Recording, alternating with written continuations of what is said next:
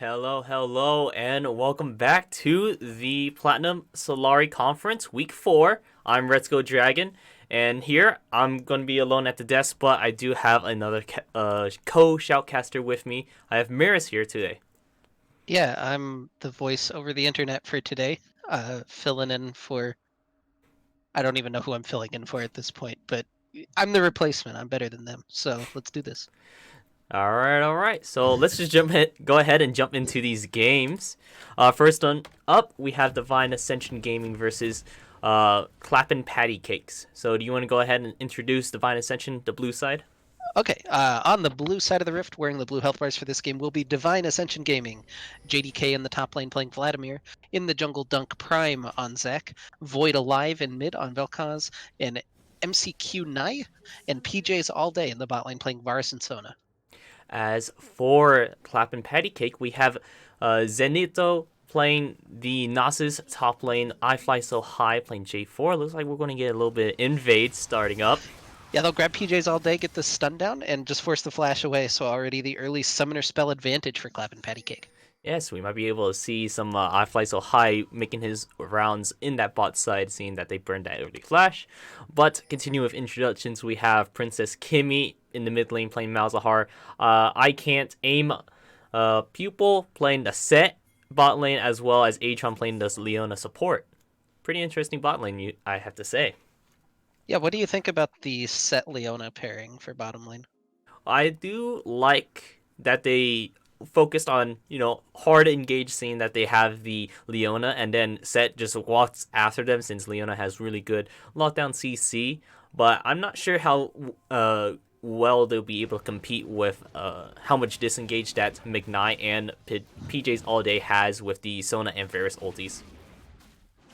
Yeah, I guess I'm an old school player. There used to be like the Jarvan Leona cheese lane that was relatively popular for a while, and this feels a lot like that. You can proc this on light procs pretty easily as Set, and I think it's got a lot of power if they can get onto the Varus and Sona, but that'll be kind of the difficulty getting onto those two range champs.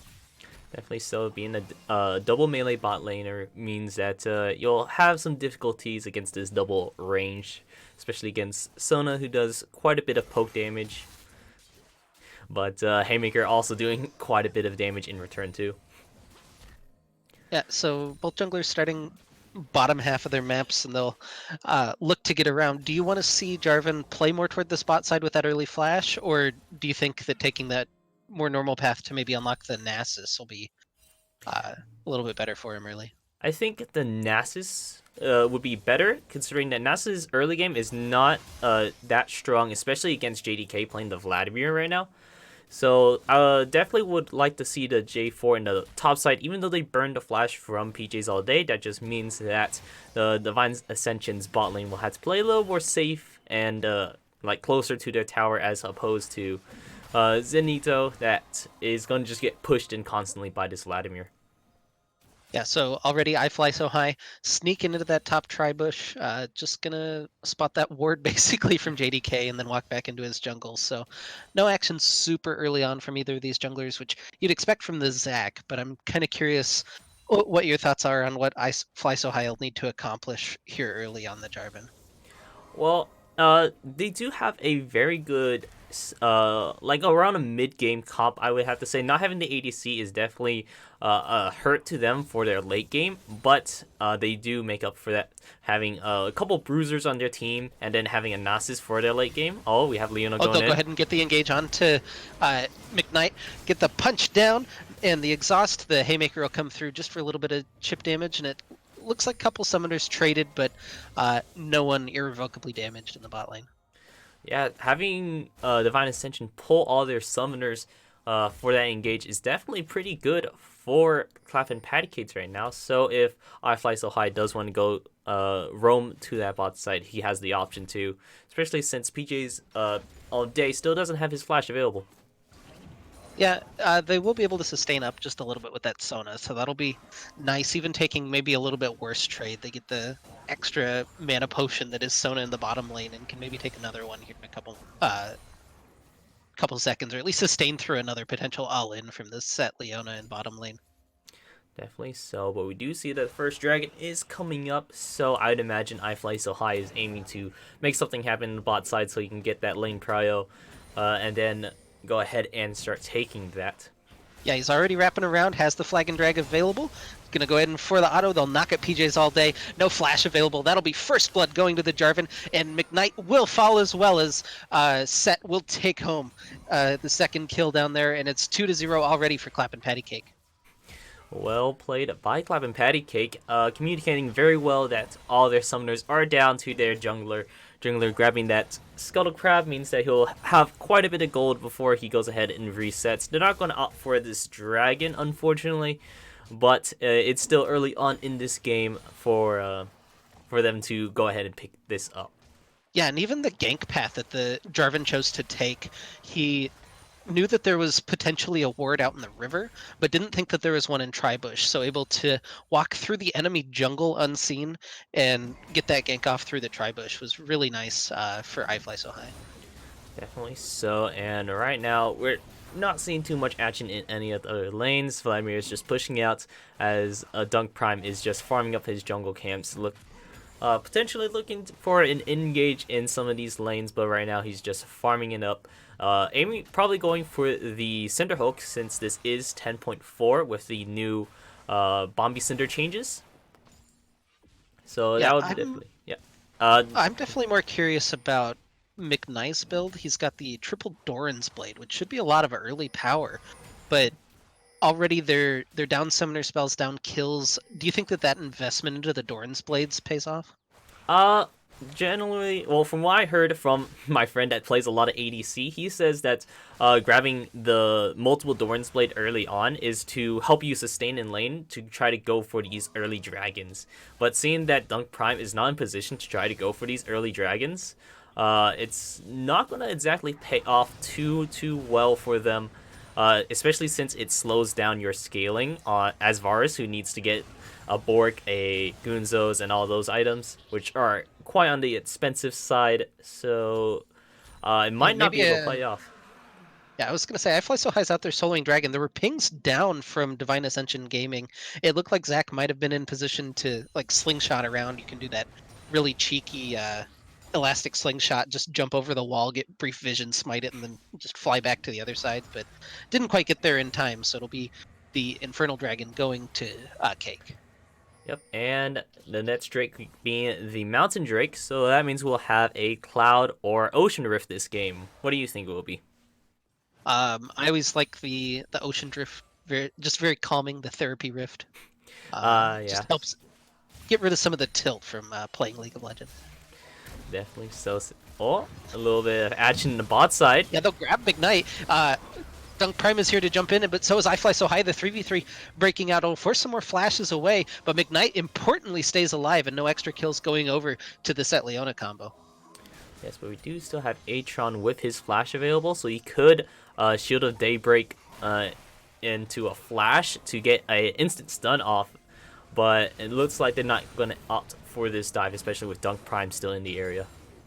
Yeah, the couple of level 6s coming up as well. You saw that Set had just hit level 6s and had the suplex available. That might have been the determining factor if he'd been able to hit that just right before that gank had come off. That might have been a little bit more successful, but now with those ults, it's still a threatening situation for the Varus and Sona.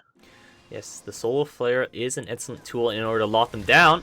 And there it is, the dive underneath the tower. They'll go the suplex into the Leona combo, and PJ's all day goes down as well to the ignite. It looks like Set will fall to the turret in response as Dunk Prime was there to try to counter gank. Atron now running through the enemy jungle, but I Fly So High there to back him up, and it'll force the teleport down from JDK as well. So you'll have teleport advantage onto Zenitho.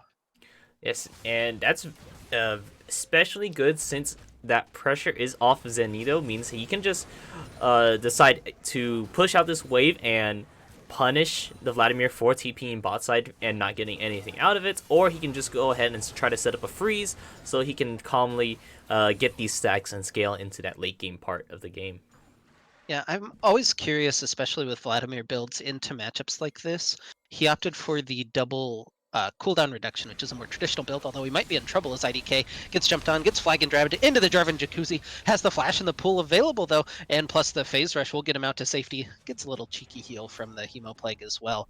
So nicely played by IDK or JDK to not get killed in that situation, but does cost him pretty much every tool in his arsenal. Yes, indeed. And seeing that Dunk Prime has reset, that means that I Fly So High can take this Rift Herald pretty freely right now, seeing that his Nasus has the lane prio. He won't have to fear being collapsed on by the enemy.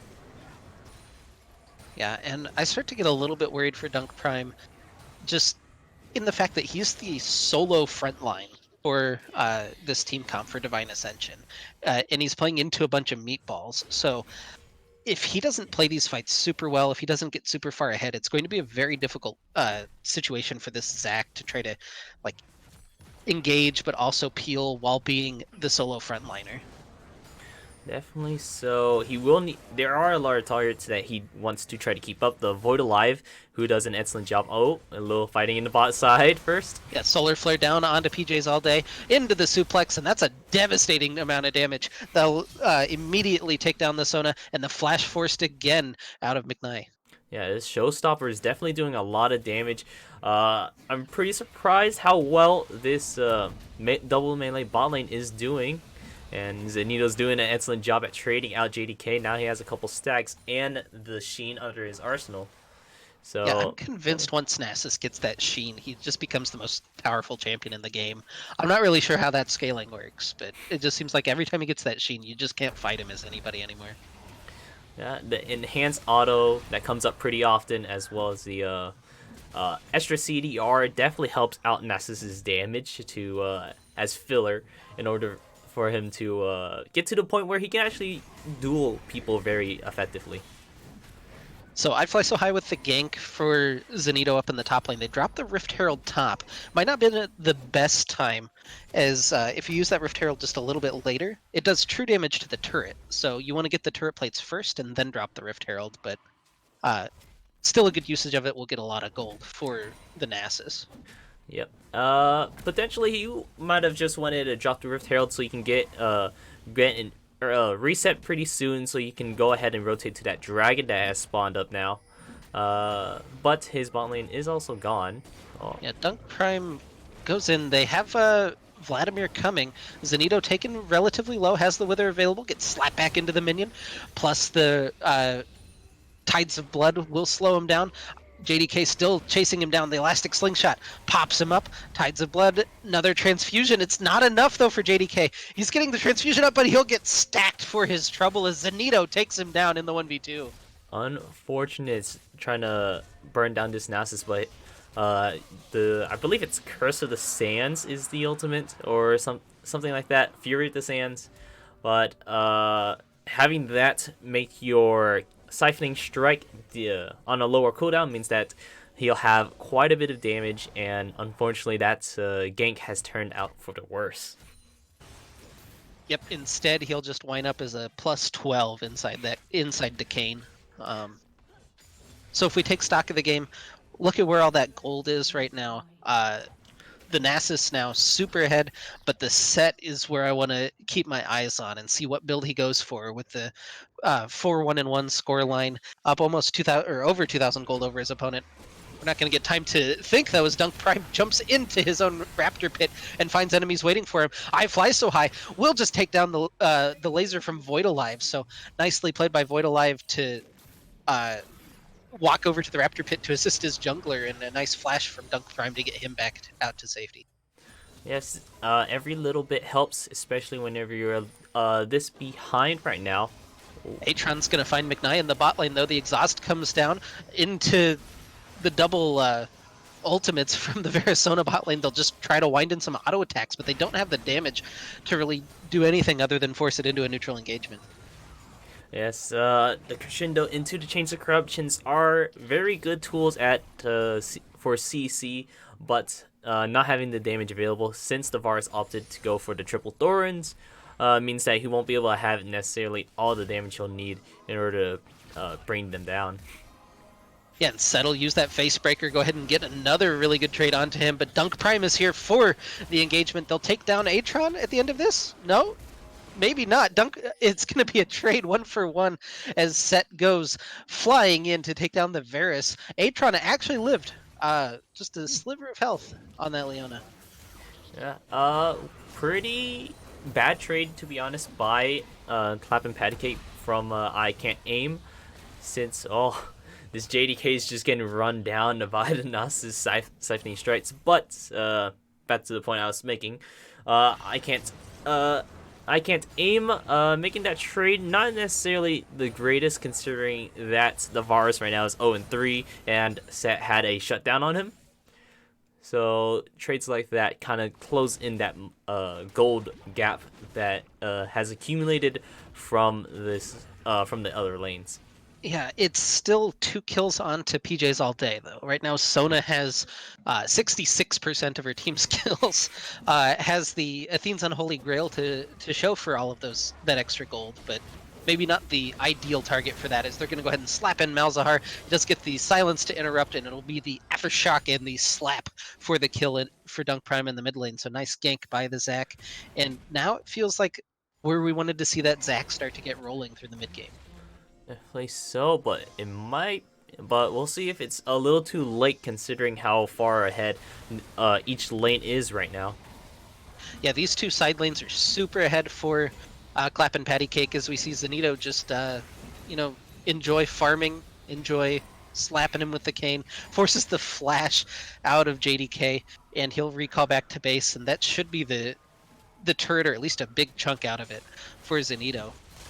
Oh, and the Jarvan Jacuzzi for the kill as I Fly So High spots him out over the wall. Yep, well played by I Fly So High. For life trying to keep this tower alive, but he won't be able to. This Zenito's doing an excellent job. Already having his Triforce. Let's see how many stacks he has. About almost. He's 350. Definitely a lot of stacks. A lot to fear from this Nasus right now. Yeah, I might be a little dated. I just remember when I started playing, people were like 300 stacks, 20 minutes. So quite a bit ahead of that curve. I don't know what the current count is, because I think there's more stacks available. But if we pretend like that's the goal, he's far ahead of the marker right now. So Zenito's a big boy. Definitely so. A lot to fear from Zenito. But Divine Ascension Gaming still has that late game part, so we'll see if they can they'll manage find it. the Malzahar again, using some ultimates to try to pick him off, and Princess Kimmy will go down. And now the Rift Herald being channeled in the top lane as they'll dive in. Void Alive getting chunked as PJs All Day falls on the other side of the fight. JDK has nowhere to run now, but the turret does trade back another. The Lifeform Disintegration Ray not enough to really chase off any of these members of Clap and Patty Cake, and now Zenito will just go ahead and wither him as Shelly has done her work, taken down the turret. Oh, not going to get the knock into the inhibitor as Dunk Prime smites him down. Set taken pretty low, but still alive as Zac gets blobbed.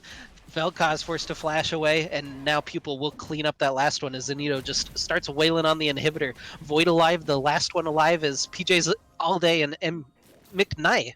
God, these names are tripping me up a lot today. Respawn, but they will finally chase the Nasus out of their base, but the damage done as the inhibitor turret's been taken. Yes, and this is going to open up the map pretty well, especially because if you have this Nasus just constantly in this top lane, he's constantly going to be threatening the early inhibitor down, which I believe some pro play have made a consensus that generally an early inhibitor down doesn't give you much whenever there's no objectives, considering that they don't have to move out of their base, they can just stay there and clear up the minions. But right now with the Ocean Drake up, it's definitely a pretty contested objective right now, especially because Clap and Patty Cake is so close to that soul point, and they are just one dragon away from getting the Dragon Soul. Yeah, and this is such an early timing for that Dragon Soul as well. You've got 5 minutes before that spawns, so you're looking at a 24-minute Dragon Soul. Just about. Potentially. And it's the nice Therapy Dragon Soul, which super valuable as well. Not looking at like a Cloud Soul. Although Cloud wouldn't be terrible for their team, but regardless, Dunk Prime gonna go ahead and engage onto Pupil. PJ's All Day just following up. That's not really the damage that I would expect to be following in for the set. Instead, it's going to be the Siege, the 1-1-3 setup currently for Clap and Patty Cake as they look toward this bottom lane. Where Uh, can you respond? You have to keep both carries up here in the top lane to deal with Nasus. Do you have the opportunity as Divine Ascension to maybe force a fight anywhere? I would say for Divine Ascension, they could potentially send a Dunk Prime somewhere else and try to look for a gank right here. Yeah, they're gonna find the set. He'll go ahead and just take the Vel'Koz for his trouble.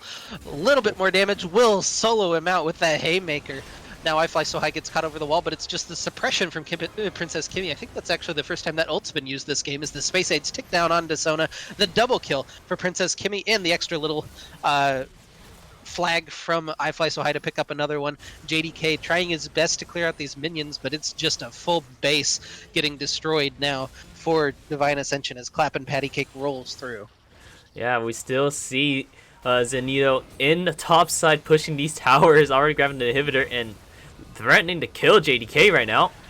Flash forward from Princess Kimmy into the Space Aids will finish that one off. 16-7 on the scoreboard as the Nexus turrets start to fall. There are a couple of people respawning because we're still only 20 minutes into the game, and it looks like, at least for the time being, Divine Ascension should be able to hold. Yes, but having two inhibitors down means it's going to be really hard to try to step out of this base, and if this other inhibitor tower goes down, it doesn't look like it will, but having those two inhibitors down means that Clap and Patty Cates can go for the Baron if they want to, since so much pressure is generated because of the super minions always pushing these lanes. Yeah, and now we'll have to see how cleanly it can be closed out. I don't think that there's much of a doubt that Patty Cake should just take home the victory at this point. But do you take the Baron, close it super casually? Do you just walk in as 5? The options are endless right now for Clap and Patty Cake. What do you think the best one is for him? Best one, I would say they're all at pretty strong power levels right now, so they will be able to, I think, walking in there and just going for a 5v5 fight is definitely one they can go for, especially because it's very hard trying to keep Void alive or McKnight alive to do all this damage to win these team fights. So as long as they can get on top of Void alive and McKnight really well, it's just gonna spell disaster for Divine Ascension Gaming. Yeah, and for Pupil actually going for the big energy on the Bilgewater Cutlass, I'm just going to ignore that, honestly. Like, that was probably shouldn't have been televised. But Zenito will pick up that kill as now the other 4 members will start up on the Baron. It's just Zenito sieging. He might be able to end this game by himself. There's enough CC here, maybe. He'll avoid the Super Soaker from Vel'Koz as the Bilgewater Cutlass slows him down. Zenito v4, can he do anything? Doesn't look like he's going to get a chance to really move, is the answer. But he sacrifices himself for the Baron, the noble cause, as the dog falls.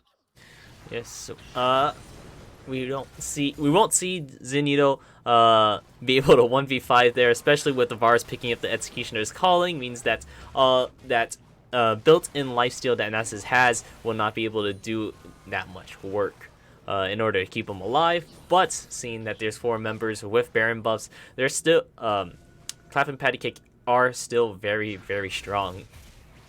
Yeah, it is kind of difficult.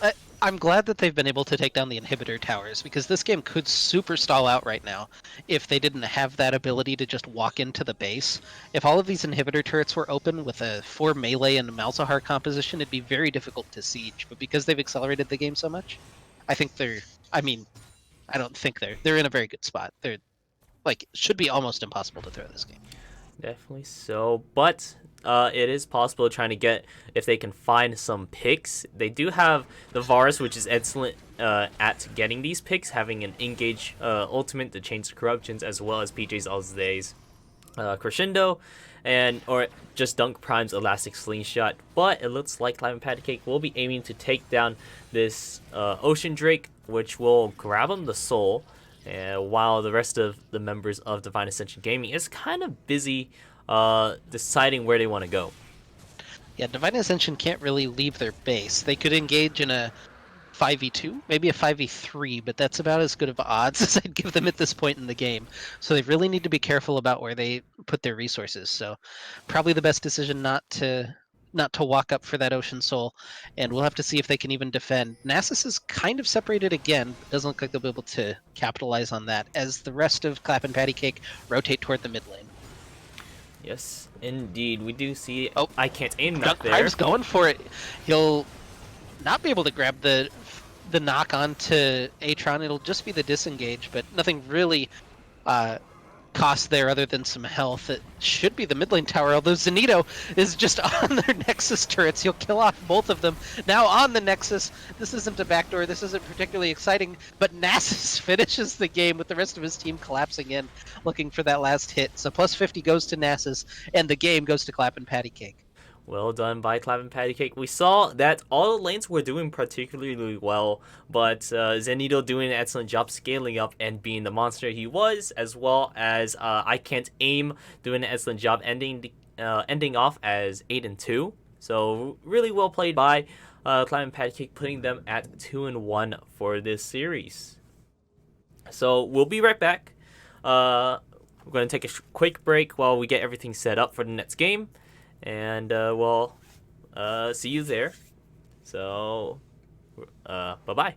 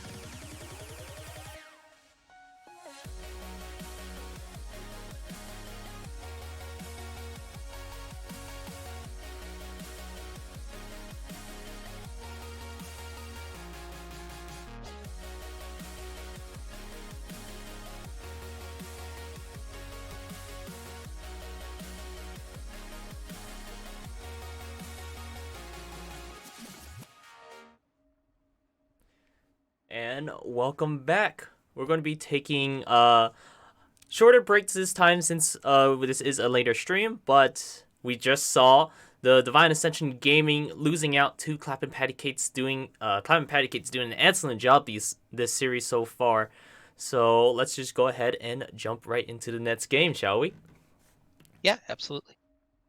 So we have Get Money Boys versus Vision Gang. Starting off with introductions, we have on the Get Money Boys, we have Emerus playing the Orin top lane, Creativity Yolk playing the Trundle in the jungle. We have Lord Zalton playing Vigor in the mid lane, and Tie My Shoes and El Big Daddy playing Ezreal Yumi bot lane. And on the red side, wearing the red health bars, will be the Vision Gang. In the top lane, Referam. On Gnar, Soria. Oh, flash hook from Nautilus. Gonna get the slowdown and the snare onto El Big Daddy. Ignite comes down, and a first blood for Vision Gang as they take down the cat with the book. Well played by Vision Gang right there.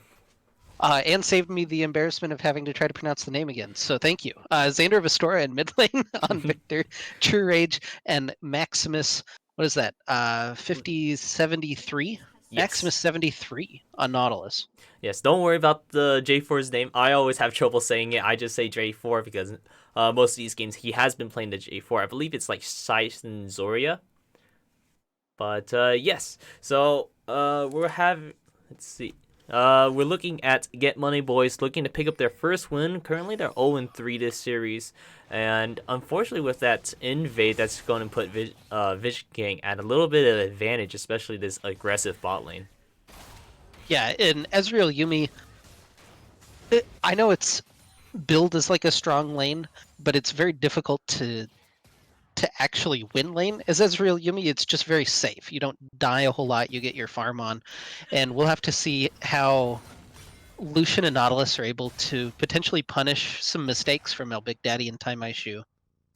Definitely so, but looking at Get Money Boys' entire team comp, it looks like they're aiming for the late game, having the Ornn to get those Mastery Work items, having the Vigor with infinite scaling with his Growing Evil or whatever his passive is, and then the Ezreal just naturally scaling very well too.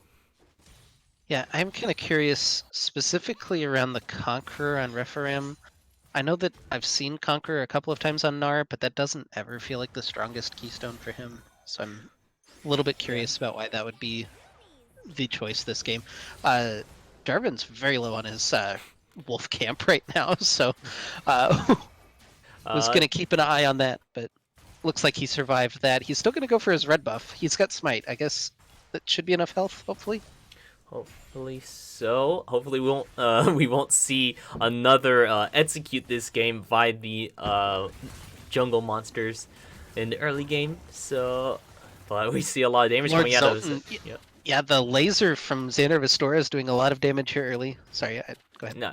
I was just saying a lot of damage coming out of Xander of Astora.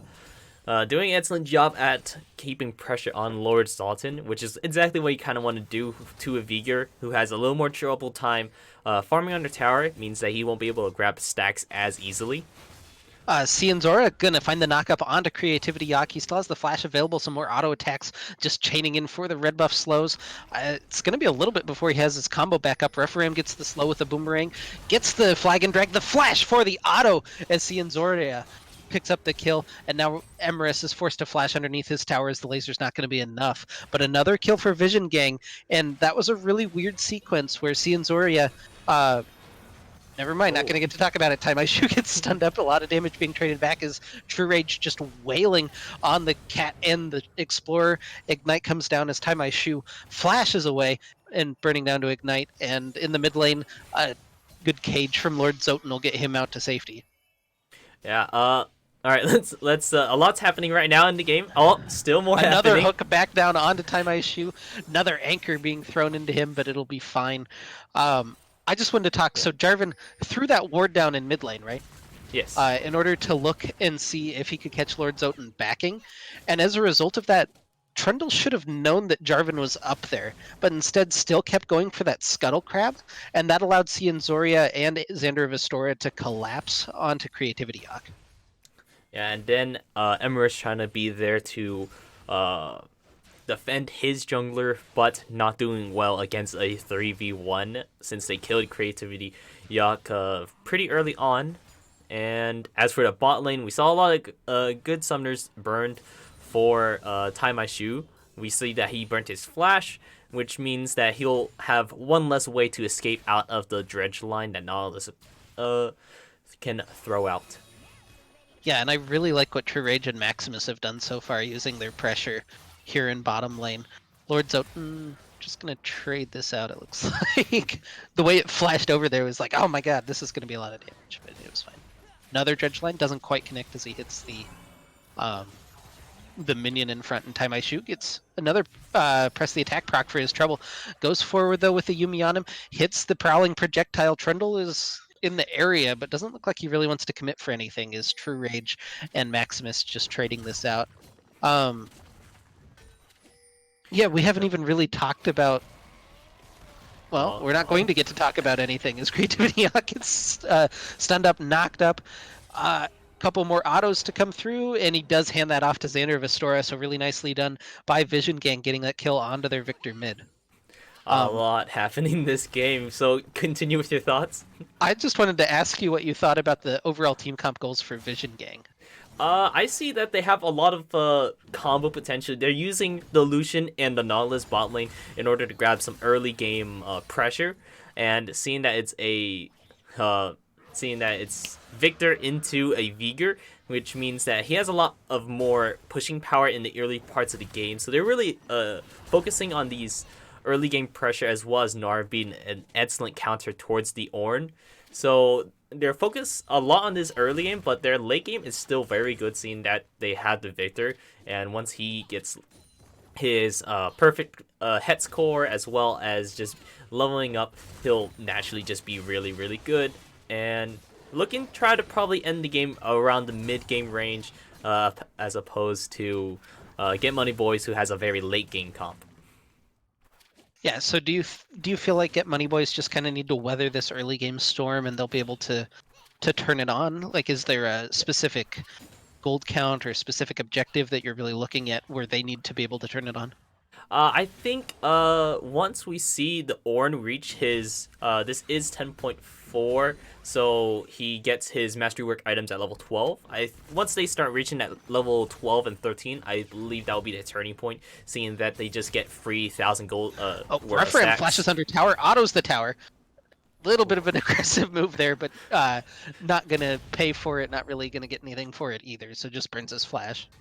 Yes, but yeah, as I was saying, once the Ornn reaches his level 12 power spike, where he just instantly can upgrade items for a free 1,000 gold worth of stats, that's definitely going to help out Get Money Boys and start being their turning point for what they want in order for these team fights. Having those extra 1,000 gold to close out the gold lead definitely helps.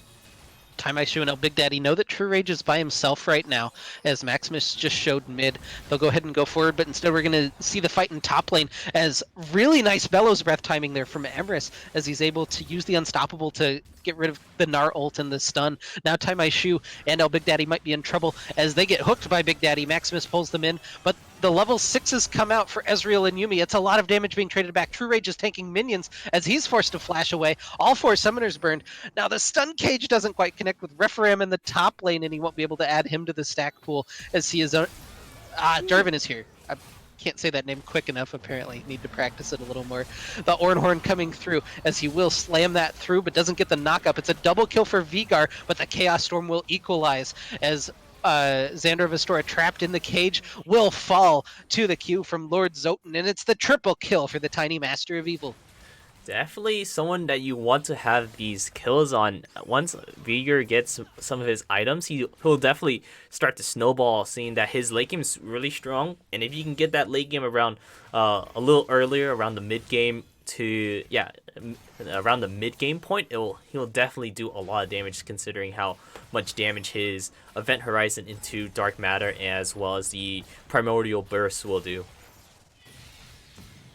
Yeah, Tai Shu and El Big Daddy just forcing True Rage to try to get scrap for every little bit of farm. If we remember back just a couple of minutes, it was a 10 to 15 CS lead for True Rage, and now it's swung back even. Although Jarvan is here looking to try to equalize that. They actually don't have Lucian, so this is just the Jarvan Nautilus combo for the 2v2, as they'll stun up Tai Shu. Hook is still available. The Flag and Drag connects onto El Big Daddy. The root follows through. Doesn't have the W available because of the hard CC. Can they finish off the kill? Caesonier misses the auto attack and then dies to the turret as he misses the Dragon Lance. Unfortunate by Saishin Zoria. Not being able to pick up that kill means that he burned a lot for that and just helps get Money Boys into the scaling. It's very unfortunate to see, especially when picking such an early to mid game comp. Yeah, and despite these good moves from Get Money Boys the past couple of minutes, they're still down 2,000 gold, mostly due to the CS disadvantages in top and mid lane. So I'm curious to see how they can play around that deficit right now. Yeah, having a Gnar against the Ornn definitely means that he'll be able to poke out Ornn very well and get through all of those extra resistances that Ornn gets from his passive. We do see Creativity Yogg in the bot lane with the Rift Herald, meaning that he could look for a gank and then go ahead and drop it to get Tai Mai Shu just that much further ahead in this game. Yeah, I'm curious with the Infernal Dragon coming up in 15 seconds. True Rage is in trouble. Doesn't have his dash available, and Tai Mai Shu will take him down. The final chapter coming out will root up both members there, and it's a double kill for Ezreal. The Ignite ticking down Maximus as he gets hit by another Prowling Projectile. Creativity Yogg flashes in for the chomp, and he'll take 3 in the bot lane for Get Money Boys. Yes, and having the Infernal Drake up means that they can Creativity Yogg can opt to drop the Rift Herald and go ahead and rotate the dragon, get that started, and then once Tai Mai Shu, Oh, the flash forward as Xander of Astora takes the solo kill in mid lane onto Lord Zoten. Didn't even use Chaos Storm. That was just the basic abilities for him, plus the Electrocute. Again, we see another early Rift Herald drop. Again, if you wait longer, it does true damage to the turret and just eliminates it immediately. You don't have to put in that much time and effort, and you can rotate to Dragon a little bit sooner. But El Big Daddy now has found Xander of Astora. The hook just dodged out as he jumps back into Tai Mai Shu. And Get Money Boys is still going to be able to take that advantage, even though they didn't do the plan of taking the tower down a half because it's easier to kill once it at early levels. Now Maximus in a little bit of trouble as he's forced to navigate around the Trundle Pillar. Teleport coming in from Referam. He's not very angry right now, so not going to be that big team fight presence, but will force them to back off, and at least saves the life of his support for the time being as they continue to wail down on that Infernal Dragon in the second one of the game, going over to the Vision Gang. And it looks like we're going to be seeing another Ocean Rift this game. Potentially an Ocean Soul, but we'll just have to wait to see if Vision Gang or Get Money Boys can secure enough dragons for that. Yep, another therapy rift. I appreciate it at least. Get us a little bit of calming going into our Friday night here before everybody goes a little bit unhinged. But 7-5 now for Get Money Boys. They actually have their first gold lead of the game. Just a little bit over 400 gold. And this is an important moment because we saw from minute one where they the Yuumi got caught out that they've been behind. So good of them to claw it back now at 13.5 minutes. Yes, but seeing that it's only 13.5 minutes, there's still a lot of opportunity for. The hook doesn't quite connect onto Lord Zoten. Nice setup there from Maximus and well dodged by Lord Zoten. Yes, and as I was saying, it's still very early on to see if some plays can be made in order for Vision Gang to get back into this and pick it all right back up. But the clock is definitely ticking, seeing that Emerus is level 9 right now, and that the Ezreal has finished his Manamune, sorry. So he's going to get that start scaling and already picked up the Sheen. Do you think he'll be opting for the Iceborne this game, or do you think he'll go for like a Triforce? I just like Triforce a lot better, so I'm going to be biased and say Triforce pretty much regardless. Unless there's a lot of things that he can slow. He gets knocked up out of the Arcane Shift, though, and immediately taken down as True Rage grabs that kill. Another hook lands onto El Big Daddy, but should be fine there as the cat in the book will go away. Yes, but seeing that most of the members of the Get Money Boys are not really here to defend this tower, or at least not have enough weight clear to defend it. Flash forward into the Gnar ultimate. Another knock-up, and they're just barely able to chunk through Creativity Yogg in time as Emerus teleports back in just to see his Yuumi die as well. 2 more kills for Vision Gang as the Hammer Boy bouncy time comes through. He'll knock up a couple of them and loses turret, now flying to the wrong side of the rift, flashes forward. It doesn't look like they'll actually be able to track that Ornn down unless he stops to kill the... Okay, he's out of there. Cage over Then the wall doesn't quite connect onto True Rage, so everybody should back off. But another good play for Vision Gang as they take the top lane tower. as well as the mid lane tower, seeing that Lord Zone had to rotate up to the top side to prevent further sieging, and that means that Xander of Astora was able to pick up that mid tower. Yeah, so a lot of pressure being put on by Vision Gang. You can tell that they still feel like they're very much ahead and in the driver's seat in this game, and they're making a lot of good calls. And it feels like Get Money Boys are just a little bit slow to answer, but now making a call of their own as they group up as 5 for the Rift Herald. Will Vision Gang be able to respond in time? They don't have their jungler here, so but it looks like we have Maximus caught out here. Yeah, Maximus will get caught out, gets hit by the Comet from Vigar, and will get taken down by Tai Shu. So the Rift Herald plus a kill going the way of Get Money Boys, and now dropping that Rift Herald immediately in mid lane. Oh, the Jarvan Jacuzzi comes out. This is an aggressive engage as Refereem slams 2 into the wall. They don't have the damage to follow up just yet as Xander Vestora just now joins, throws the Chaos Storm down, but they've already traded 1-for-1 disengage after Shelly ran into the turret, and everybody should back off for the time being. It was looking very good for Get Money Boys right there, seeing that they had Rift Herald had 5 people in that mid lane, but surprising engage by Syson Zoria and Refereem will result in a couple deaths for Get Money Boys and no longer be able to siege that tower. Yeah, really nicely done by Vision Gang making the aggressive play again, and it saves their tower. I don't know. Our second Rift Herald, I believe they've gone with Sheila is the second one. Shelly's the first one. I don't know if that's canon. But able to get the one charge in on the mid lane turret, but not able to finish it off. I'm more of a, I like to call it a Herald as well as a Shelly. The first one being Herald and next one being Shelly. But it is canon that they're both girls, though. Yeah, I thought I'd seen Shelly and Sheila as the 2 heralds. I kind of like that. I might just go with that even if that's wrong.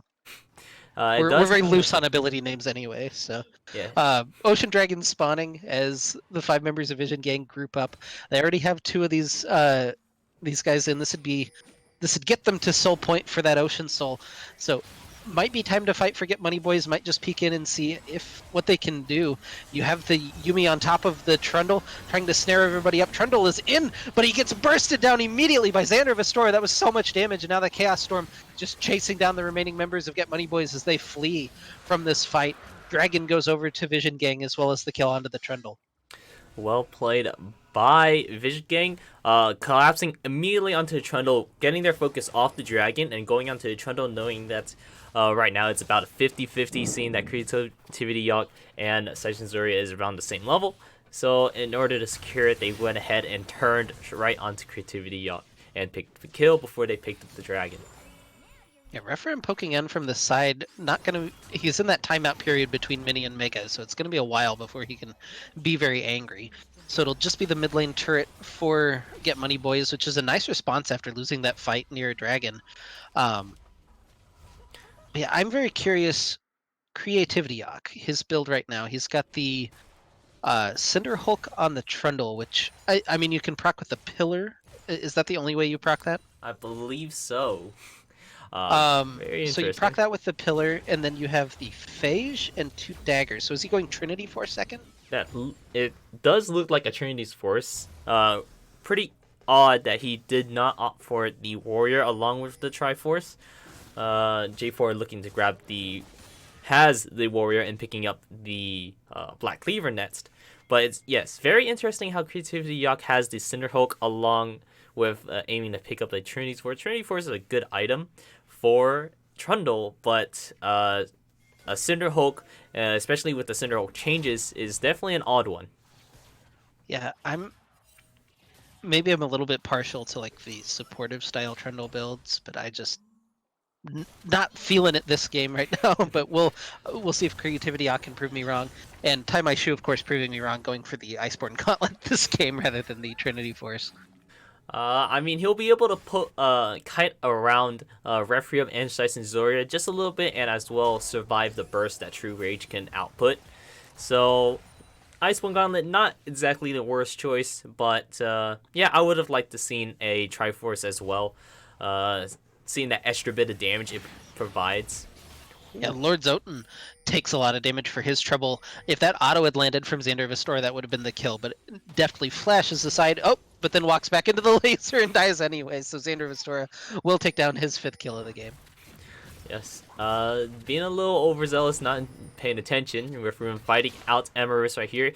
Believe he wins this one, especially with having that Conqueror for these longer fights that Ornn can usually do. Yeah, Xander Vistora, the biggest person on the Rift, I think I'll go with. He's got the most farm, the most kills. It's taking a lot to stop him in the side lane. Oh, nice hook lands on to Creativity Yak, and he'll be culled down as Jarvan will take home his that kill, and they'll continue back onto that Baron, and there's really no way that anybody can fight this, as Big Daddy will fall to the laser as well, and that should be a Baron for Vision Gang. Yes, but we do see Astora kind of caught out right Xander now. Astora, in a little bit of trouble, walks into the wall of the cage, and that'll seal his fate as Taimaishu takes him down with the Mystic Shot.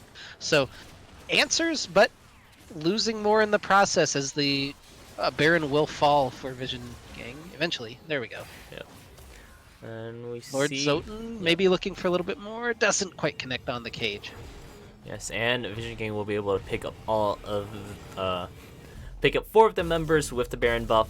As for Quadlol in the chat, final boss will be playing next game right after this one in a short break. Yeah.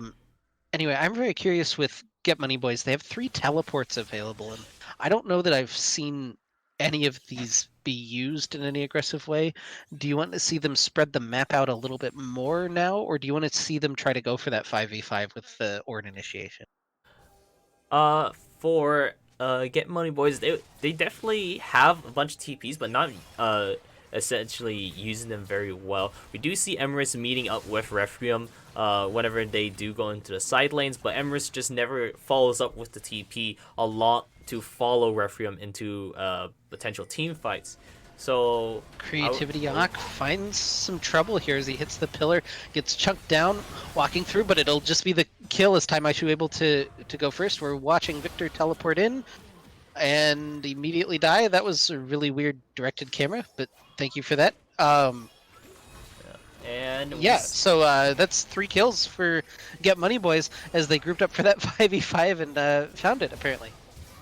Yeah, and since that's 2 members down, or 2 members less with Baron buff, they have for a minute and a half, and that also means that they will have to give up this Ocean Drake, which could have meant Ocean Soul for Vision Gang. So pretty unfortunate. Final chapter coming out, another flash coming down, but Taimaishu looking for a little bit more anyway as he flashes forward. Another prowling projectile lands onto Requiem, but won't be able to find that critical amount of damage. They will get the dragon and at least stave off Ocean Soul for another 5 minutes as Taimaishu. El Big Daddy jumps off, gets the extra shield refresh. He'll jump forward. Requiem will go down as the Ignite ticks him down as well. And Maximus now dueling with Taimaishu and El Big Daddy, and that Ezreal Yuumi starting to show their value. Yeah, Maximus going in a little too hard, or a little too early. Caesarea gonna hit the Jarvan Jacuzzi, locks him up for the time being. With the Chaos Storm inside the Jarvan Jacuzzi, there's just no escape for the Ezreal. But now Lord Zoten trying to do some damage back over the wall, but he'll get taken down by the Jarvan as well. The 2v2 commences as El Big Daddy's still alive, just trying to heal back up his Creativity Yak. Trying to beat down on Xander Vistora. He'll laser down the cat, and it's the 1v1 as Trundle and Victor. Not really going to scrap his Creativity Yak a little bit faster. The flash forward into the laser going to slow him up for the time being. Looks like he should get away. Yes. Yep. Trundle with the little extra move. Oh, still slowed again, thanks to the Victor changes that makes all of his abilities slow whenever he upgrades his W. Still going to look for this kill, and he will pick it up. Find it with the extra damage, and Maximus going to be the bro, take up the tower for him. Flash the Master, you deserve it, buddy. Definitely. So, always gotta love those helpful supports. Doing these small things that definitely help out a lot. Xander being able to stay a little healthier and stay in this lane. Taimaishu gets hooked up again. The Ornn Horn coming through. just going to find the field goal. As he will actually engage, he hits Xander Vestora, extra claps, plus the damage from the True Shot Barrage as Taimaishu takes that one down. And now they'll be able to chase down Maximus through the jungle. Does he have the hook? He'll Spider-Man his way out to safety potentially. Gets slowed up again as they'll dash forward, and they will eventually take him down. Now Lord Zoten and El Big Daddy find, not quite enough damage with the Primordial Burst as Refereem jumps out to safety over the wall. I'm not sure, but I believe El Big Daddy jumped off a little too soon, and Lord Zoten lost that bonus AP that he gains whenever Yumi is on him, which could have resulted in the kill onto Refereem, but I could be mistaken.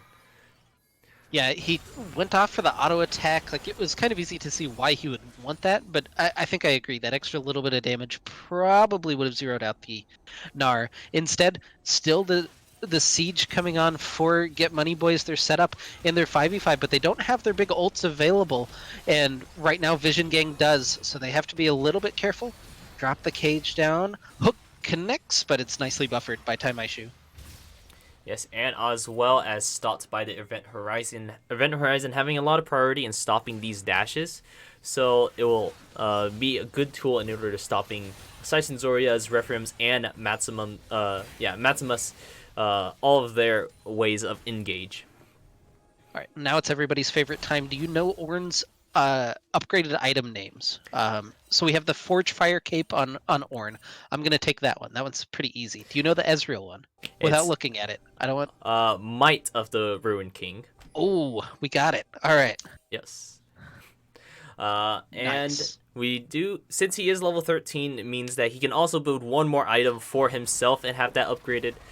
Creativity Yak seemed like he was a bit curious. Yeah, this is a really difficult fight into this corridor, and you're seeing why as Get Money Boys finding two immediately. See, Azoria, should probably just give up on that name. The Chaos Storm's going to take one down now as El Big Daddy jumps forward. Taimaishu just trying to find that damage, but you cannot fight against that team in the corridor. The Ram plus the final chapter just force their way through into the baby cage, and just a really difficult fight to take for the Vision Gang as the Dark Matter almost takes down Xander Vestora. He's just trying to clear this minion wave. Arcane Shift forward from Taimaishu as the duel comes out. Victor versus Ezreal, and Yumi is going to be the victor as she gets the auto attack for the kill. Yeah, and that means that Get Money Boys will be able to push out this tower. Not being able to secure it, seeing that True Rage and Maximus are both up. True Rage still doing a lot of damage despite being 1 and 3. He does have a pretty decent amount of farm and has the Essence Reaver as well as Bladed Rune King, so they'll still be able to do quite a bit of damage to both Taimaishu and El Big Daddy. Alright, so you've got the Abyssal Mask upgraded now for Ornn. You want that name as well? Do you have that one? Infernal Mask. Infernal Mask. And man, 3 for 3. We're just rocking through this one. Yeah, I totally did not spend like a good 30 minutes studying Ornn items or anything, especially since Ornn has been in meta. Yeah, Jarvan gonna get caught just a little bit here, but no clap coming through. Double teleports in from Get Money Boys from just over the hill there, so that was maybe a little unnecessary, but it looked pretty cool. But now Get Money Boys set up for the Soul Point number 2 fight as Vision Gang looking for this. Jarvan's over the wall. Can he steal it? Looks like no. It's just going to be bursted out by Vigar, but now can Get Money Boys get out as the final chapter comes through. They'll just try and zone off with the Ornn Horde, but the engage finally finds Mark as Xander Vestora is pretty big, but they'll lose 2 in the process. It's 2 for 1 so far as Vision Gang jumps forward with the flag and drag time. Aishu takes him down. Lord Zoten hits the baby cage. Can he actually trade anything back? It's so much damage. He will trade 1. Now the triple kill for Taimaishu. He's trying to clean it up. Not the quadra though, as Refereem secures. And now the top laners, the sole survivors of this fight. Can Emrys actually track down this annoying little rat? Another auto comes down. He'll take the blast cone. He'll jump into the red buff. Avoids the searing charge. Another Q connects. Refereem trying to kite it back out. He's got like 60 health. Emrys can't find him. Dab, the fight emotes. It's gonna be it. Refereem, it's a tie. I'm gonna rule that one in favor of Ornn, but no decision on that fight. We're seeing this conquer from Refereem is actually doing something. Refereem Gonna auto attack him down. Not gonna hit the Q. Emrys can't find his mark. Finally back off for the final Tank time. fight, tank fight. But that Conqueror coming in pretty well for Requiem, getting a little bit of a healing off of Emrys every time he gets that 3 proc, considering that it does maximum health damage, I believe. Targets maximum health damage, and it looks like Vision Gang is looking to go for this Baron right now, but right now camera's on Emrys. Alright, now we're at the Baron pit. Yeah, now we're at the Baron pit. Scuttle Crab will go down. The Vision flips over to Vision Gang, conveniently. And Lord Zoten did not want to walk into that bush right then. A kill secured, and that should be the Baron as well for Vision Gang, assuming that nothing terrible happens here in the next couple of seconds. But there's really no option right now for anybody to engage. They're trying to find Requiem, maybe with the Prowling Projectile, but he's going to retreat to the safety of his team. Baron ticking down now, 5,000 health. They're not going to engage. They're going to push in mid lane. We'll see if they can even maybe get this inhibitor turret and trade for that Baron. I think that's a little, yeah, that's not going to happen. Yeah. A little ambitious of them, especially with these Baron enhanced recalls, means that even if they continue to push, Vision Gang could just recall and get there just in time, or just in time to meet up with the wave. So another Baron for Vision Gang. Great. Your thoughts? Just that we need to take a breath here. So let's take stock. We're at about 4,000 gold up right now for Vision Gang. We have even turrets. It's 3-3, but the placement of those turrets is vastly different, with 2 going down in the mid lane in favor of Get Money Boys.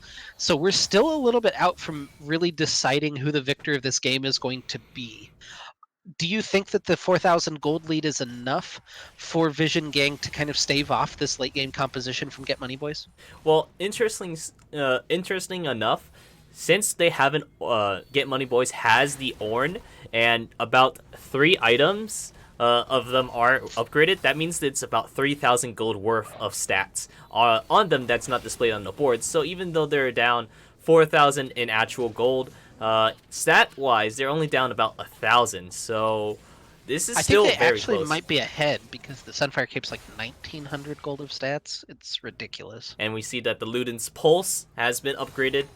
So that's another extra bit of gold for Get Money Boys' pocket. Lord Zoten going for the Morello Nomicon. If LS were here, he would be very upset.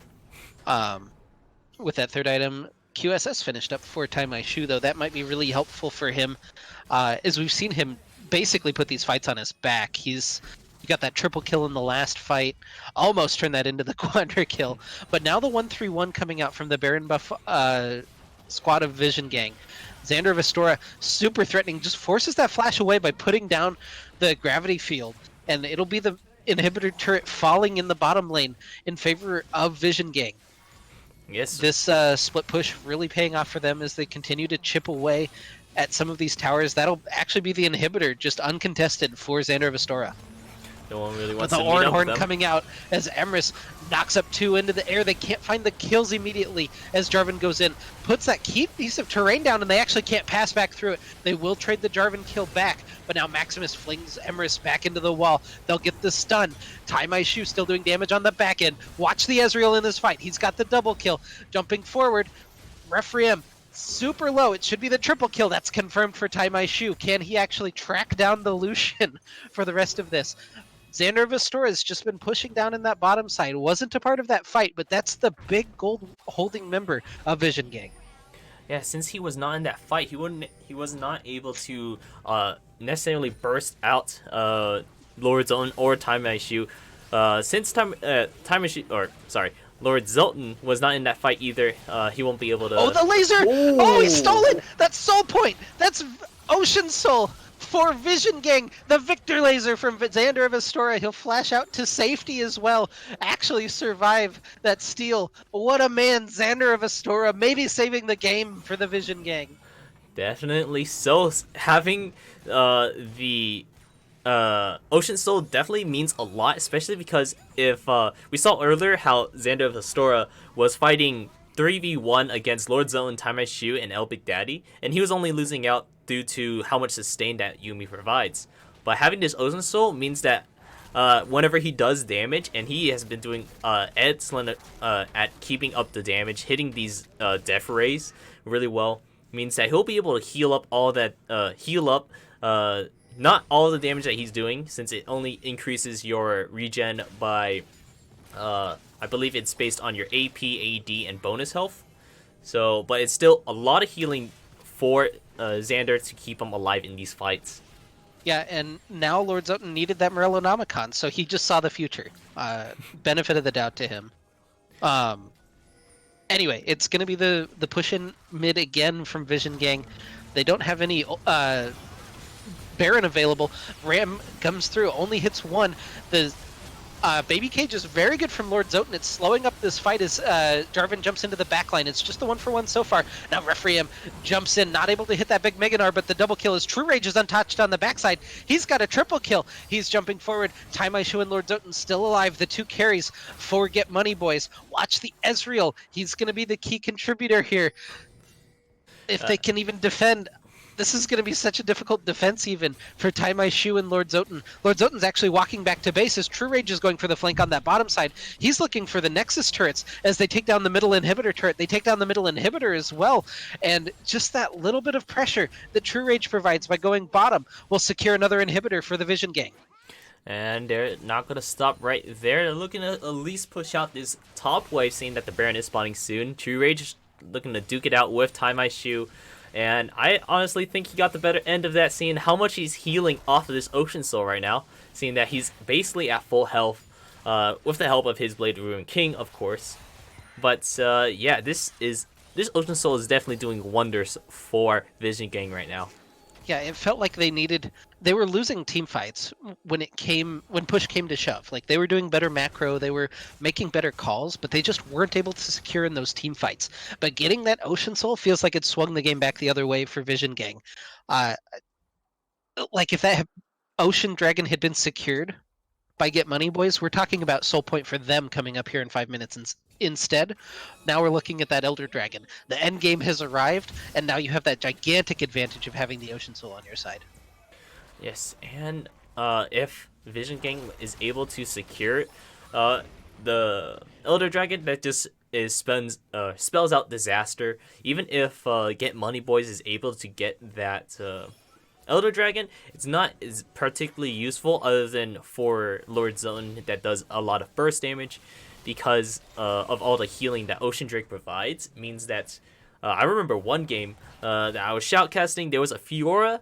She had the Ocean Soul on her, as well as like 2 lifesteal items. She never went below 50% health, and the enemy team had the Elder Dragon. They couldn't get any execute off her. Yeah, Maximus still looking for this engage. This is going to be the fight over the Baron.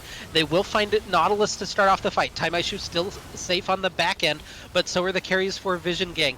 True Rage gets knocked up by Emrys, gets auto-attacked. They can't quite find him as Taimaishu dies off screen. We don't get to see that. Xander of Astora finds him with the Death Laser. That's this team fight win for Vision Gang that they needed. They only lose Maximus, and now they turn back onto the Baron. But Creativity Yak and Lord Zoten still hanging out over the wall. El Big Daddy trying to keep them topped off. Laser just singeing some of them. Everybody's kind of low. The Ocean Soul not quite enough to top them off now. True Rage gets locked into the Baby Cage as they flash forward. They have Baron, but he'll get zeroed out by Lord Zoten. But he's in trouble now as he'll get walloped, and El Big Daddy will go down with him. 2 more kills for the Vision Gang as they push in. They're teleporting in. There's minions in the base. This should be the end. There's no one to stop them as Vision Gang gonna close this one out. All of a sudden, they take a team fight. They take the Baron. They'll take the victory over Get Money Boys. Yes, unfortunately, we won't be able to see the Elder Dragon, but still an excellent job done by both teams. Get Money Boys definitely making use of that late game comp. Managed to get there, but seeing that Xander was huge that game, seeing how well he had scaled, means that Vision Gang will be able to pick that one up. Yeah, and the Death Ray from Xander of Astora to pick up the Ocean Soul, the big turning point of that game. MVP to that Death Ray. Definitely so. A huge turning point for Vision Gang. But we'll be right back. We're going to take a short break, get the next game loaded up, and that's going to be Final Boss versus... I have it up right here. the Oklahomies. So we'll see you soon.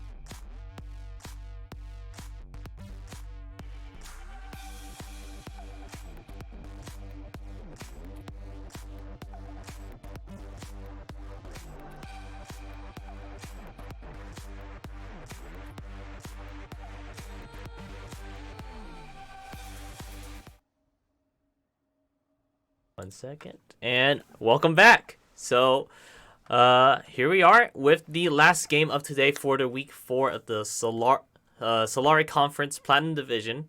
And let's just go ahead. We did see, it was Get Money Boys versus Vision Gang. Vision Gang doing an excellent job at winning out that late game. But let's go ahead and just jump into the next game here with the Oklahomies versus Final Boss. Would you like to go ahead and start with introductions? On the blue side, wearing the blue health bars for the final game of the day, will be the Oklahomies. In the top lane, Leave It to Wally, number 96. On Ornn, Tuli T. In the jungle, playing Nunu and Willem. Histurkey in mid lane on LeBlanc. And Renji and Madcaps in the bot lane, playing Vayne and Rakan. As for Final Boss, 2-0, currently undefeated in this conference. We have Jaja Moment playing Set in the top lane, Robert Plant playing the Gragas jungle, Sashi playing Yasuo in the mid lane, Fura and Danny Cool playing Tristana and Thresh in the bot lane. Try to rush that real quick because we see that there's a little bit of an invade going on by Final Boss here. Yeah, the bottom side invade from Final Boss, but it's already been spotted on the ward by Oklahomies, and this will be the confrontation. Everybody taken very low, a lot of damage being traded down, but the Haymaker, the critical amount there, almost pops a bunch of people. Renji will be the first to fall as its first blood for Final Boss, and now Madcaps gets knocked up as well. It's 2 kills for Final Boss. And I don't think they'll be able to chase down a LeBlanc. That seems a little... Oh, the flash body slam, not into the hook, though, as Histurkey able to escape with the distortion. Almost had to eat my words there for a second, but it'll be a kill onto Jaja Moment and a kill onto Pharaoh. Yes, definitely pretty strong to see a Set get an early kill. It's kind of similar to seeing a Darius grabbing an early kill, but we'll have to see how well he'll do against an Ornn, someone that's still very strong in the meta for the 10.4 patch. And then kill on Pharaoh means that just getting your ADC just a little bit more ahead is definitely a big worth for Yeah, Jaja goes back and buys a ruby crystal with his first blood money, and Pharaoh actually, and Danny Cool for that matter, not able to go back. So they're actually at a pretty significant health disadvantage, although the tumble in from Renji as he takes a bad trade, and that'll just even that one right back up. So not really able to capitalize on that big health advantage that they were handed at level 1. Yeah, they were trying to go in for a little hard, but having Tristana as well as the Thresh means that you still have a pretty good CC potential, or damage potential, I should say. Yeah, another body slam in from Robert Plant, not able to find that as Danny Cole gets chunked down. One more auto attack in the Silverbolt's proc will find a kill for Renji as Pharaoh just trying to farm his wave, man. He'll get knocked up, gets autoed, will be forced to rocket jump away. Meanwhile, in mid lane, Seishi and his turkey just going to trade back pretty evenly. Yeah, let's get some thoughts, I guess, on some of these lane matchups, because we have some kind of interesting ones. I think Set versus Ornn is the most boring one, so we'll just ignore that one. But let's go around the... Well, never mind. Leave it to Wally. Takes the full damage from that haymaker from Jaja moment. Going hard in the paint there. Yeah, it looks like he's going to have to use his TP, but it looks like he might actually opt to stay here. As for the bot side, Pharaoh's still unable to buy, and at a little disadvantage for CS, especially because of that early aggression Danny Cool and Robert Plant try to go ahead and do. But yeah, let's talk about mid lane. We see a Blanc and a Yasuo. I haven't seen too much Yasuo in this split so far. Your thoughts? Not really a mid lane player, so I'm not too sure. Both of these champs are super fun to watch. I really like watching them dash around. I think that it's relatively Yasuo favored because you can just buy a Hex Drinker and kind of negate it, but that's my intuition more than anything else. Although we're not going to get to talk about it anyway. Body Slam comes in. Pharaoh's going to take down Renji as Robert Plant is there for the gank. Madcap's forced to flash away. It looks like he'll get out to safety. Jaja moment. Hits the haymaker, not quite enough damage, but the flash auto will be, and he'll take his second kill of the game up in the top lane. As well as the flash foam, leave it to Wally.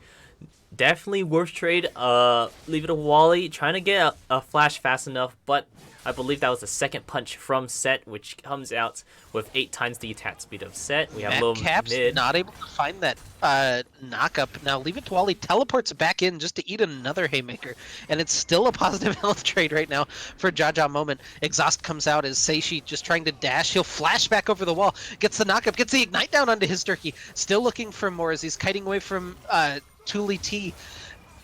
Doesn't hit the Steel Tempest, has the knockup available now. Not going to be able to find any more, but gets the kill in the 1v3 with the Ignite.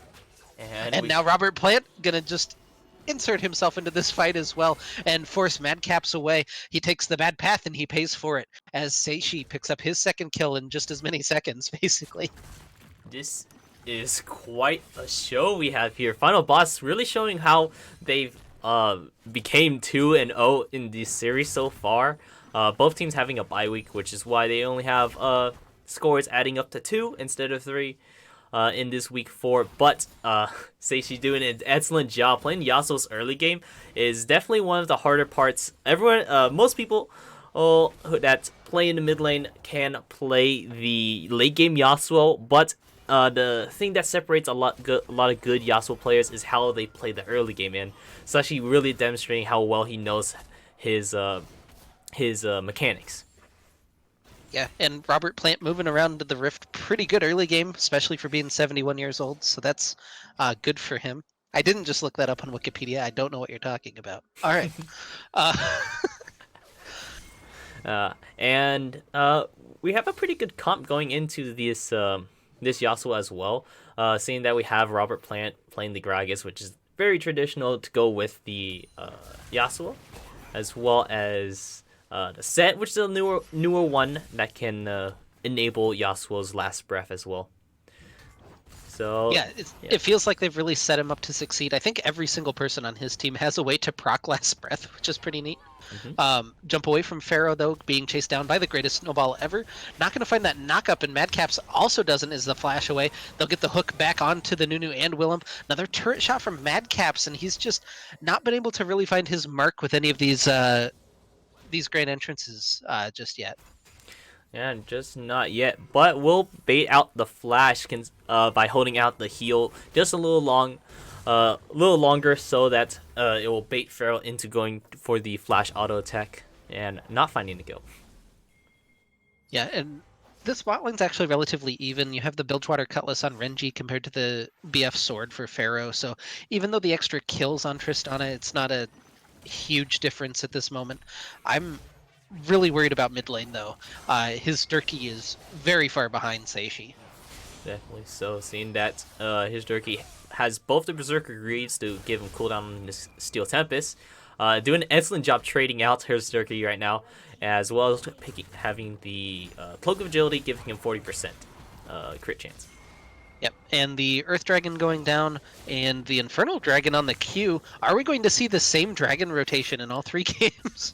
Yeah, it wouldn't be my first time seeing 3 of the same Drakes for all 3 games, but it would be pretty interesting to see a little bit of variation this game. Yeah, I'm kind of curious if the tournament codes do something about that. That'd be interesting. Anyway, Renji forced to dash away as Madcap's head find Pharaoh against the wall, but now Li T finds some snowballs. He'll wheel them in, and they'll take down Danny Cool. Teleport forced out from Jaja Moment as he comes into the bottom lane and just says hello, basically. Yes, and he's going to have to pay for it recalling and going to lose out on minions. Seeing that Leave It to Wally has pushed in that minion wave and is going to pick up a couple platings there as well. Right there. Yeah, and that feels super bad. Just he's been so far ahead. He's been pushing his advantage really well against Leave It to Wally, but that'll give him just a little bit of breath. That extra 160 gold in the pocket for Leave It to Wally will feel very nice right now. Definitely so.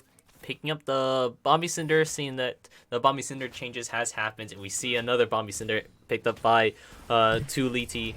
So we'll see how we're gonna see a couple more Bombi Cinder change gameplay. But it looks like Robert Plant's not gonna opt for the Bombi Cinder himself. Oh. Yeah, gets knocked away by the blast cone. That's pretty funny. But has the Predator boots available as well. I want to see him soon. He'll hit level 6 and he'll be able to combo really nicely with Seishi. And it doesn't matter how deceptive you are on LeBlanc, you get hit by a knockup, you should just be going down at that point. Definitely so. And we're going to see a little bit of counter jungling done by Tuliti, but Seishi doing an excellent job poking down Hidurski. Greatest snowball ever coming in. They will get the knockup onto Seishi, but do they actually have the damage? The Steel Tempest into the ultimate from Seishi. They find the Ignite onto the clone, so his Durkee actually will stay alive for the time being, but it's not going to save his jungler, as he'll get dashed on and get killed as well. The Last Breath doing a lot of work. Is Seishi able to turn that fight in the 1v2? Well played by Seishi. He did flash onto the clone of his Durkee, but still picking up the kill off of his Durkee, staying, trying to protect his jungler and maybe pick up a kill off of it, picking up the bounty, but unable to, and just giving another double to Seishi. Yeah, and this is the Seishi show right now. I know Pharaoh's doing all right here in the bottom lane, but I'm all on this Yasuo.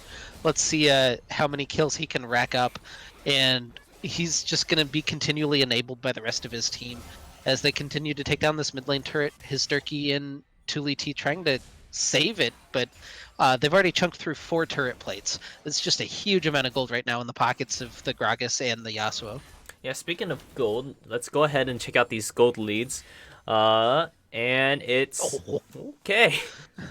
We have quite a big lead for the mid lane. We see almost doubling his gold. A little fight in the bot lane. Gonna land on the mid caps in the bot lane. He'll hit the stun just to try to turn this back around, but he's taken very low.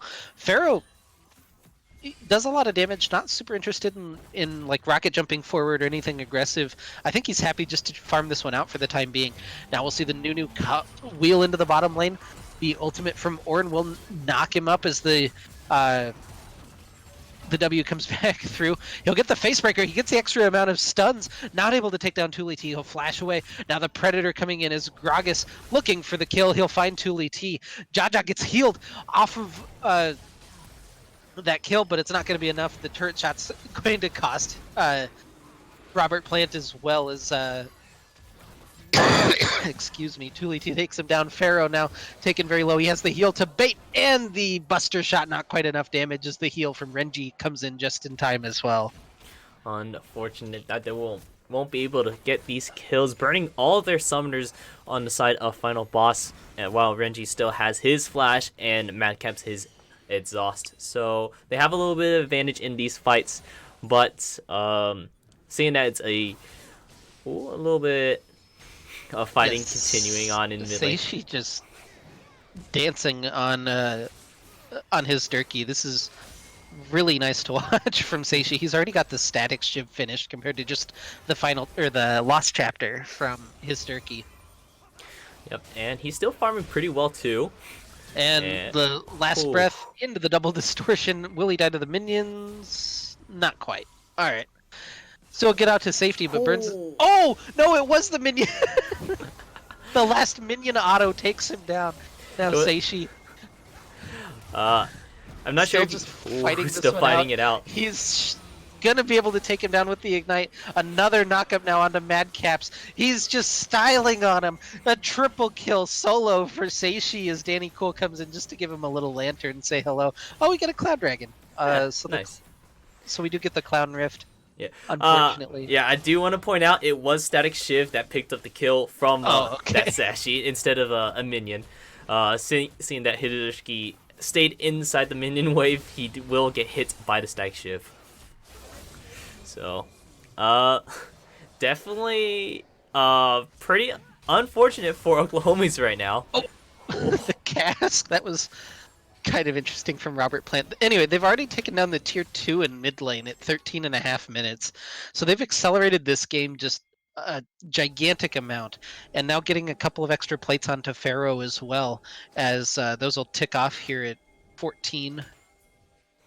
Yes. I'm very curious about the total amount of gold that they've been able to get just from the turret plates, but Madcaps gets caught in the jungle. Ornn gets hooked out of his own ult. It flies into the wind wall even to dissipate, and Seishi just continuing to rip through as Danny Cool steals one of his kill. I think every kill in this game has been stolen directly from Seishi, honestly. He'll pick another one up onto his Durkee, but now Renji collapses. They'll get the autos down onto Jaja Moment, but he'll try to turn that back around. Gets a big ultimate down, but Tuli T the only one left alive as Pharaoh flies in from the side. The rocket jump to slow down, leave it to Wally. Extra little bit of damage, and the buster shot will finish him off as Pharaoh cleans that one up. It's 17-5 at 15 minutes as Robert Plant has to use a stopwatch to not take the turret shot, and they'll continue down onto the center turret and bottom lane. Doing a little showboating play to show off. Still going to fall to the tower, but not before they go ahead and take it down. Final boss, 9k gold lead right now at 15 minutes. Definitely way in their favor. We'll see if the Oklahomies will be able to scale up, considering they do have the Ornn and Vayne, both two ADCs that scale up very nicely. But right now, Seishi, pretty much everyone on Final Boss right now is doing an excellent job. Yeah, and if Seishi's in a bush, you just can't check it, as Tuli T's finding out. Although this might be enough CC to get them out to safety. No, more knockups. Seishi hits another auto, hits the static shift proc. Madcaps goes down, triple kill, gets the passive proc. His Durkee flashes out to safety, but Jaja Moment's there with the face breaker and the auto attack. And now leave it to Wally, might be the next victim as he gets hit by the haymaker from Jaja Moment. Yep, and the map is currently very open now, seeing that all of the bot lane is taken, all of the mid lane is taken, minus the inhibitor towers, of course. And we're seeing Engage coming in. Not gonna go down immediately, but Pharaoh jumps in, hits the rocket shot. Robert Plant just dies to the turret in the background, unfortunately. And now Pharaoh left out to dry. This can be kind of the issue. When you get this far ahead, it's actually kind of difficult to make the correct play. You've accelerated the game so fast that you just int a little bit for a while and then usually bring it back around. But we'll see if they can close it out. Seishi dashes back through as 4 people trying to collapse on him. Where is the damage actually going to come from? It looks like the LeBlanc will find the critical amount, and they'll get that shutdown. That's 1,000 gold into the pocket of LeBlanc. I do want to point out that Seishi still has a 600 gold bounty due to the over bounty that you can get acquire. So this is, but we'll see if HS Durkee will be able to continue to you make use of this 1,000 gold bounty that he picked off of Seishi, and see if the Oklahomies will be able to turn this game around and look for their first win. Yeah, they can't overstay for this turret. Robert Plant going to go ahead and interrupt the searing charge. That was nicely done by him, but will eventually lose that mid lane turret. They don't have the Yasuo coming back anytime soon. Jaja Moment has the Rift Herald up here in the top lane, but this is the annoyance of fighting a top lane Vayne, essentially. Renji's done a good job getting his farm this game. I'm actually kind of impressed. Like, as much as the world is falling apart for him, he's the second highest farm in the game, so good for him. Yes, definitely so. He is focusing on trying to scale up, seeing that he would be the closest one to strong on their team, but collectively, if they can chain the CC that we saw onto Seishi earlier, then they can still be able to make it out pretty well, especially if they get more picks like that. Seishi is up 2 full items on his turkey right now. The hook comes through into the explosive cask. They won't actually be able to kill him immediately as Danny Cool just trying to chase him down. Pharaoh comes in from the side and will eliminate him eventually as Tuli T gets hooked back in. Where's the damage coming from as Seishi chases down everybody?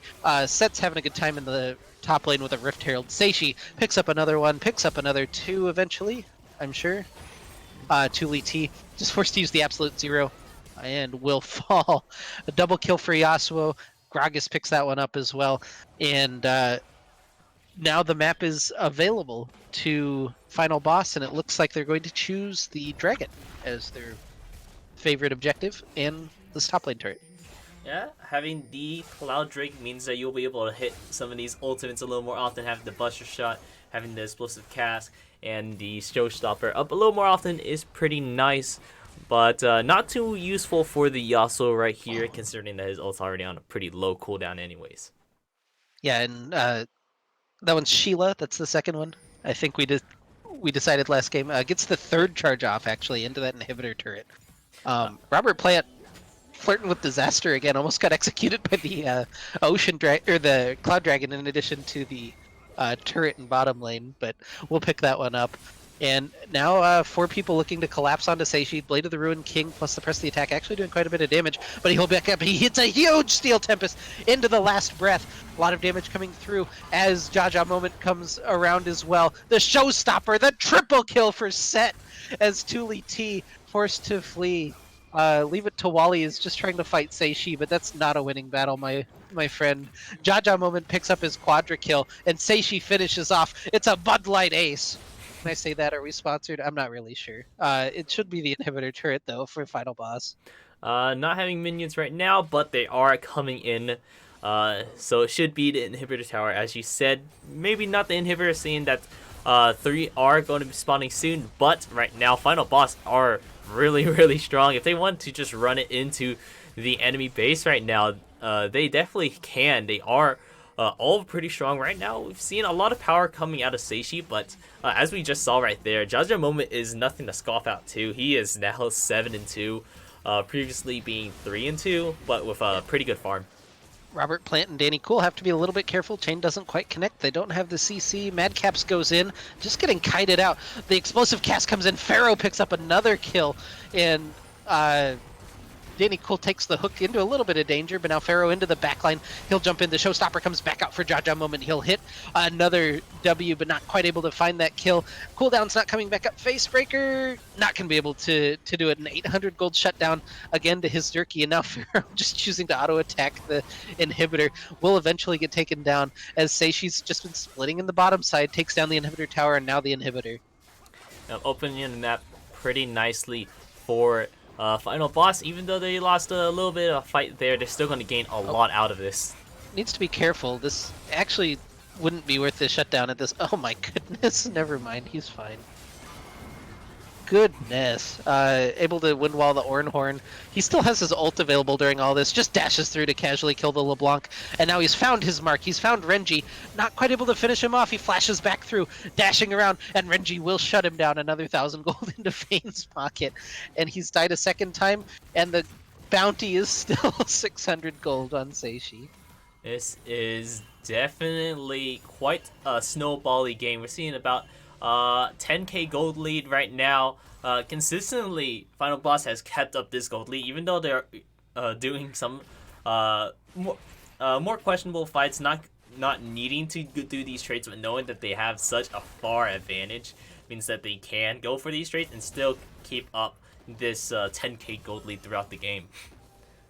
Yeah, Danny Cool maybe looking for a hook, looking for a little bit more to party. Rest of his team just doing Baron in the background.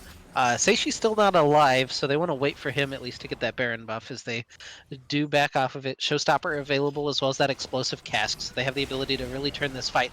Madcaps goes in, he's feeling this engagement, and instead will pay for it immediately as Jaja Moment takes him down. Danny Cool might be the sacrifice here for Final Boss as they are forced to peel back away to Seishi.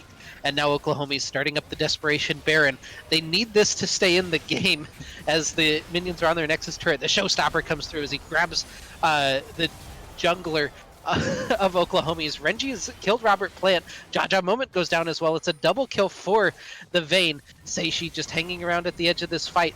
Meanwhile, the Nexus turrets have gone down. Seishi interrupting the recalls. Does he have any damage? He doesn't. It's a 900 gold shutdown. But they've lost the one Nexus turret at least. Have they lost the second one? I don't know what state their base is in when we teleport back in here. Looks like one is still alive. Yes, having to sacrifice a lot in order to secure that. Baron did take quite a bit, shortening the gold lead into only a 5k gold lead now. But we do see that Yasuo has completed his 4th item, and looking with a Ruby Crystal, I'd imagine it would be a Sterit's Gauge, considering he doesn't have a PD and could still grab that item.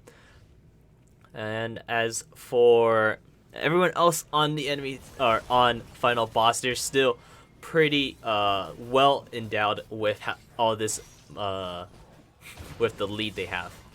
Yeah, you do get a little bit of that extra gold coming through from the Ornn items. You have the Forge Fire Cape as well as the Might of the Ruin King, and looks like they're going to find Madcaps again. He's just been having a rough game. Ornhorn comes through. That's actually the first time I think we've seen it been able to connect. As Pharaoh does pick up one, they'll trade 1 for 2, but they're still feeling confident about this. Seishi is now here in the fight, so it's going to be a 4v4 for this dragon. It's going to be Dragon Soul, which honestly I don't believe Final Boss really are looking to. They don't necessarily need the Cloud Drake, but it's definitely nice to flex off. Yeah, they'll find Jaja Moment, though. A really nice condemn by Renji. He's been playing very well this game. He's now forced to recall to try to stop these minions, though. Oh, no, he's not going to. Cancels that as they force back onto this dragon. I don't think the Cloud Soul is that important. Like, it's nice to have, but I don't think you have to get this dragon. Like, this isn't game-ending if Final Boss get that Cloud Soul. But they'll stave off the soul for another 5 minutes and at least stay alive in the game. Final Boss, not going to look for that engage. It is possible that they're looking just to clear out that, or trying to make sure that Elder Dragon doesn't spawn up soon, which would also end up as which would be more impactful than the actual Cloud Soul per se, seeing that the Elder Dragon can actually just finish off most of these fights, even if Seishi is not here. Ooh. Oh. Another engage looked at by Madcaps. They knock up Seishi. They're just trying to chain some CC onto him. He'll almost go down in the process, though. Seishi gets hit by the absolute zero, but he'll jump back in onto his Durkee. Dazanya's being triggered now. We're watching the Yasuo show as Jaja Moment jumps into the backline. Renji gets soloed out. That was really the only damage that Oklahomis have. Now Robert Plant, Zanya's out, but he'll get hit by the Ornhorn and go down as Tuli T will take the haymaker, and it's a double kill for Jaja Moment. Seishi will pick up another one as his Durkee falls. Danny Cool just trying to stay alive, but he'll hit the hook to try to leave it to Wally there, and they'll finish this one off. They'll finish off the game as well, and kind of a messy end to the game, but they'll win the fight 5 for 2, and they'll take the victory. Although Madcaps has respawned now, I don't think he can really do anything about this, but he's there.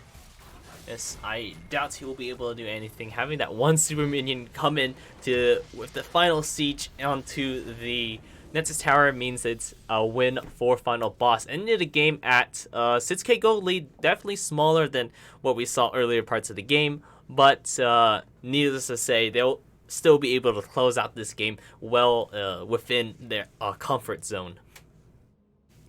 Have any last thoughts before we go ahead and sign off for tonight? Xander of Astora's laser MVP of the entire day. I don't really care about the 17-3 performance. I want to watch that laser again. That's jokes. But the D&D Get Wrecked D&D is starting here in a couple of minutes. I don't know exactly when they were looking to do that, but watch that. That'll be on this channel. Should be fun as well. So Definitely so. So thank you for watching. This has been week 4 for the GRLCS. Today specifically, it was the Platinum Solari division for GRLCS, and I'll be back Sunday casting the Gold Cap games for week 5. So I hope to see you there. Thanks for tuning in. I've been Retzko Dragon.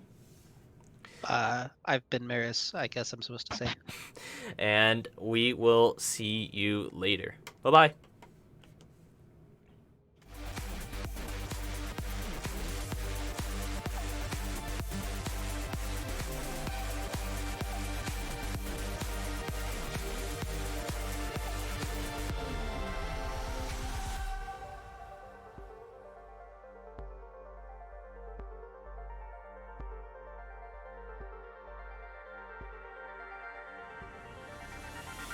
Do we fight to hold our heads up high and beat the drum to what we love? Risk the fall, or we have felt it all come crashing down from far above. Stars are rising, countless worlds colliding, only one will take it all. Can we bring to fall the giants? Can we make the final call?